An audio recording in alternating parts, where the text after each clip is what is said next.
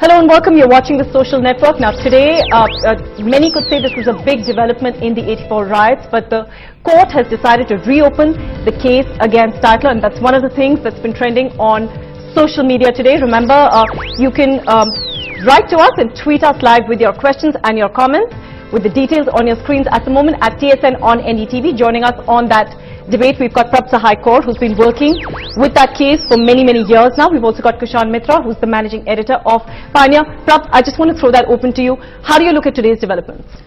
It sounds like a very small thing, but considering what has happened in the past 30 years, it's a great development. There are only two political leaders against whom cases were recommended to be registered by the Nanavati Commission. One was Sajjan Kumar and one is Jagdish Titler. Now the CBI has been hell-bent upon giving him a clean chit since 2005. And now the court has directed that further investigation should be done.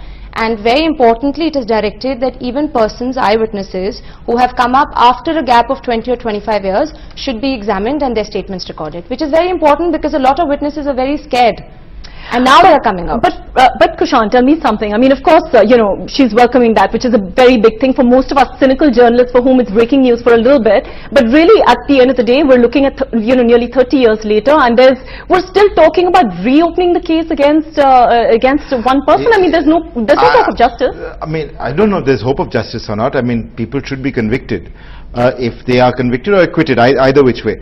It's been 28.5 years since the riots happened. Cases are being reopened now. God knows how much longer they will take. But the riots did take place. It is a blot on India's history, just like any riot is.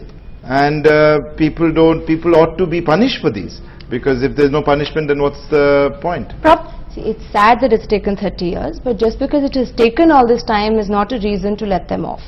To a very large extent, it's a symbolic win. You can't expect the victims at this stage to say, yes, we have got justice. Yeah. But it's very important to ensure that there is conviction to make sure that it doesn't happen again. Not just for the Sikh community, for any community. But I mean, we're only just talking about reopening the case at the moment, which means this could be another 10 years, 20 years, 30 years. I mean, no one knows. No one knows. But is that a reason to let him off?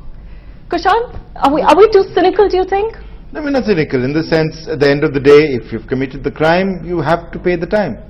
No matter how long ago the crime took. India, I don't think we do have a statute of limitations on cases like this. For murders, we don't. For murders, we don't. So therefore, yeah. Where do you see this going from here? We do have a statute of limitation, but for murders, there is no such limitation. There can't be. Yeah. There can't be. But see, look at it from this point of view. If you draw an analogy between Gujarat and between 84, to a large extent, the same modus operandi which was followed in 84 has been followed again. And we very strongly believe that because there were no convictions during 84, it's happened over and over again. Yeah. So unless we start bringing these people to book, we can't expect these to not happen again. It will be somebody else, but it will keep happening. But okay, Prabh, tell me something. You know, from here onwards, where do you see this going from here? You're also a lawyer, right?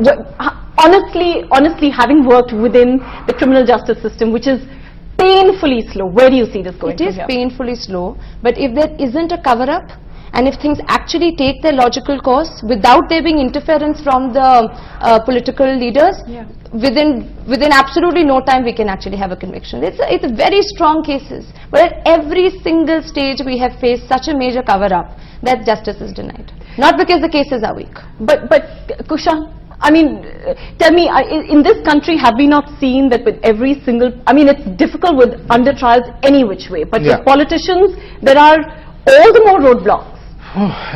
With politicians, cases can get stalled forever and ever. If somebody is determined to stall a case, whether it is the person, in the dock or the lawyers, it can be stalled forever. That's true. And that is the really sad thing in India. And this is why I think the biggest reform that can happen in India is judicial reform.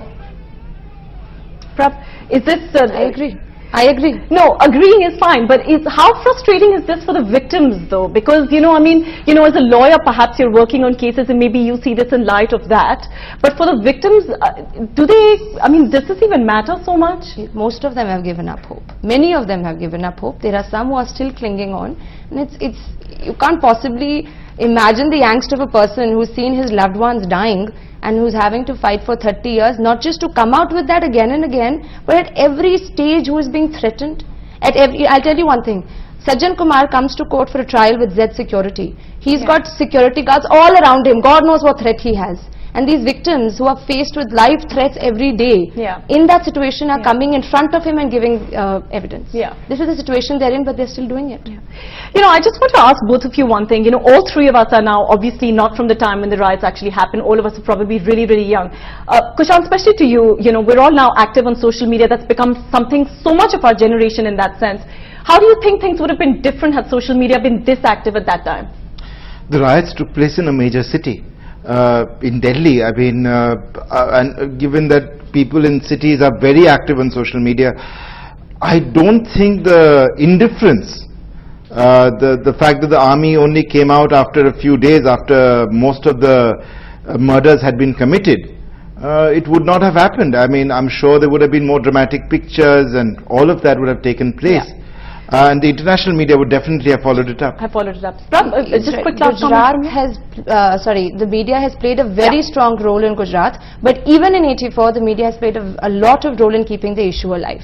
And in fact, not just in terms of photographs and videos, but otherwise in keeping the issue alive. But I think perhaps had social media been as active then as it is today, perhaps we would have seen a whole different picture in how this entire incident would have turned out. But thank you, prabhsahay, for coming in, and Kushan, of course, stays on for our next discussion. Now, after